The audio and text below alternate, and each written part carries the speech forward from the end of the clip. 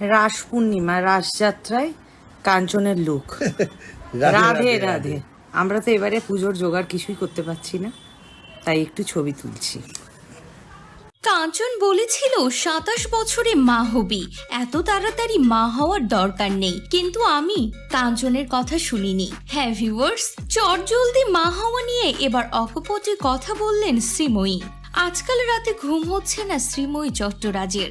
সারা রাত মেয়ে কৃষভীর সঙ্গেই জেগে কাটাতে হচ্ছে তাকে। কখনো তিনি ক্লান্ত হয়ে পড়লে মেয়েকে কোলে নিয়ে রাত জাগছেন বাবা কাঞ্চন মল্লিকও। যদিও শ্রীময়ী রাত জাগা শুরু হয়েছিল মেয়ে গর্ভে থাকাকালীন, অন্তঃসত্ত্বা অবস্থায় ঘুমাতেই পারেননি তিনি। 9 মাস বাদেও বদলায়নি কিছু, শুধু এখন মেয়ে চোখের সামনে। ঘুম নেই বিনোদ্র রজনী, তবে ক্লান্তিও নেই, কারণ মা হওয়ার সিদ্ধান্ত নাকি শ্রীময়ীর নিজের। কাঞ্চন বারণ করেছিলেন স্ত্রী বয়সের কথা ভেবে। কাঞ্চন নাকি বারণ করেছিলেন এত কম বয়সে মা না হতে। শ্রীময়ীর কথাই কাঞ্চন বলেছিল 27 বছর বয়সে মা হবি, আর একটু সময় নেই। কিন্তু আমি আর সময় নষ্ট করতে চাইনি। এত একসঙ্গে আমরা ঘুরেছি, সময় কাটিয়েছি, বাড়িতে একা কাটিয়েছি, এবার 3 জনে একসঙ্গে সময় কাটাতে চেয়েছিলাম। তবে ঘুমোতে না পারার কষ্ট নেই, বরং মেয়েই যেন সারা বাড়ি মাতিয়ে রেখেছে।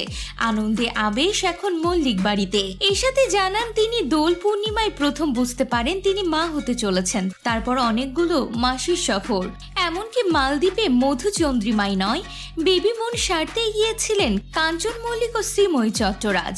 কিন্তু সেই সময় কেউ ঘুণক্ষরেও টের পাননি যে শ্রীময়ী মা হতে চলেছেন।